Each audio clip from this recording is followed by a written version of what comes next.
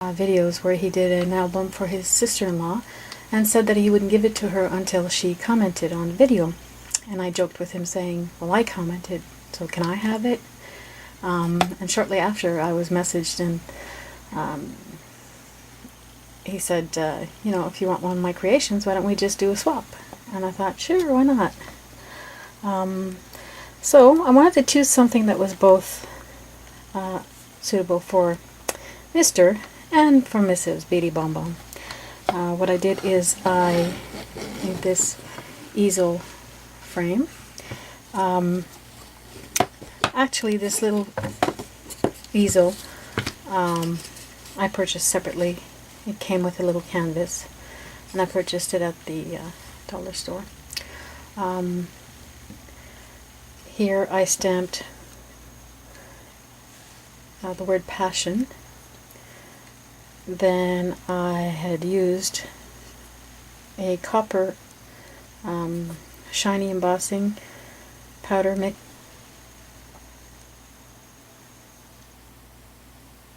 Maybe the worn lipstick distress embossing powder, and I mixed the two together, but I didn't quite get the effect that I wanted. So what I ended up doing is sanding it off, but the ink had already seeped into the wood, and I kind of liked the effect. So what I did is I diluted some vintage photo distress ink with water, and I painted the frame, or sorry, the easel and the frame. But before I painted the frame, actually, I laid down some gesso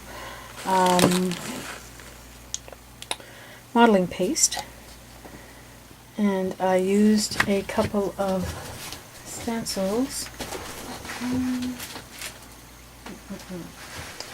One is from Artist Seller, and the other is from the Tattered Angels. So anyways, over here is the one from the Artist Seller, the Cathedral. Here they are. The Cathedral series. So I lay that down here, and then up in the upper corner I used the Tattered Angels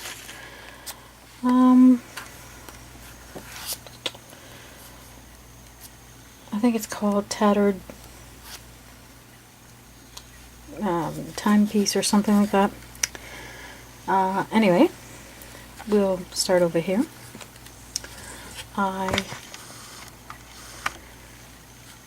After I did that, I painted the whole frame with the diluted vintage photo, and I like just the stain look that it gave the wood. Like, it was very uneven, but I liked how the wood grain shows through. And so over here in this corner, I used a couple of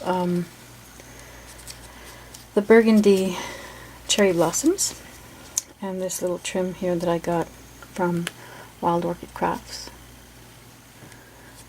And this little cameo is from BeadyBomBom, I had purchased. This I fussy cut out of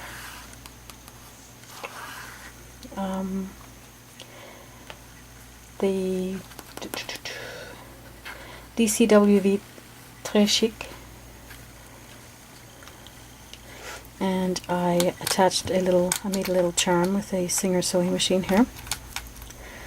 And over here I cut with the Tim Holtz movers and shapers, the dress form out of canvas, and distressed it with vintage photo worn lipstick and a bit of black soot.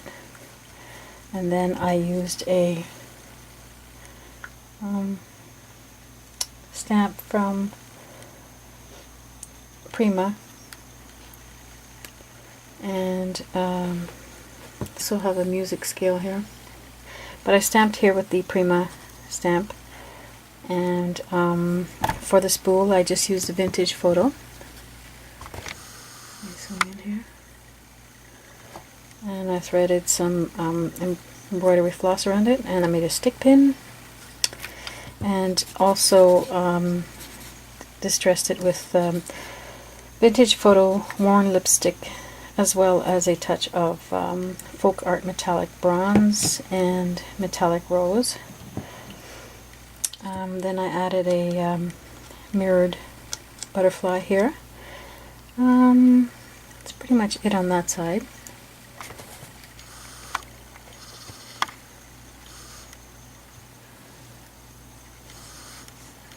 Now over here in the right hand corner is the molding paste with the Tattered Angel stencil, and there again I distressed it with vintage photo, and I rubbed on some of the folk art bronze and rose metallic rose paint as well.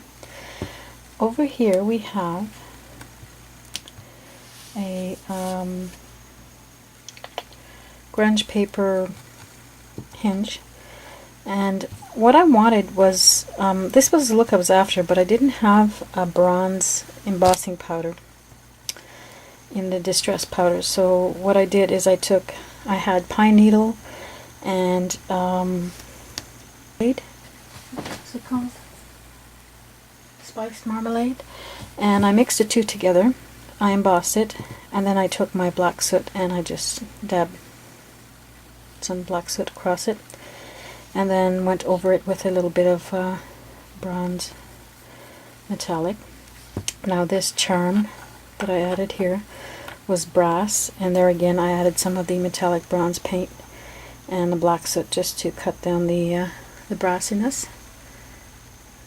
And on the gears I used Tim Holtz Rusted Grunge technique. I cut these two pieces from the GCD Studios Antiquities by Donna Salazar. So yeah, back to the gears. I did that grunge technique, rusted grunge, and then over here I added a Maya Road game piece and added some watered down white paint and vintage photo and a bit of black soot to grunge it up. And I really like the way this whole area turned out as well. Like I said, I was trying to capture both the feminine and masculine side of Mr. and Mrs. BeadyBomBom. And so I added some Tim Holtz gears here, a little resin flower that I had in my stash. This is one of my rolled wire mesh roses. I used Spellbinder's Donna Salazar Bitty Blossom die, and just adhered that with hot glue. So yeah, that's pretty much it. I really hope that they both enjoy it. I had a lot of fun making it, and I think I'm liking this whole idea of the swap. It's fun because it kind of gives you direction in your project from the get-go. You get an idea and you just kind of run with it. And I want to point out that I had never used the molding paste before. I'd never made charms before. Never used these techniques before. So it was a lot of fun to experiment, and like I said, just really enjoy the process, which I did, absolutely. I also included this tag that I made from the GCD Antiquities line, and I used this is a punch that I have. I think it's a I'm not sure if it's a Martha Stewart or just a what's that line? Can't think of it. I'll write it in the description.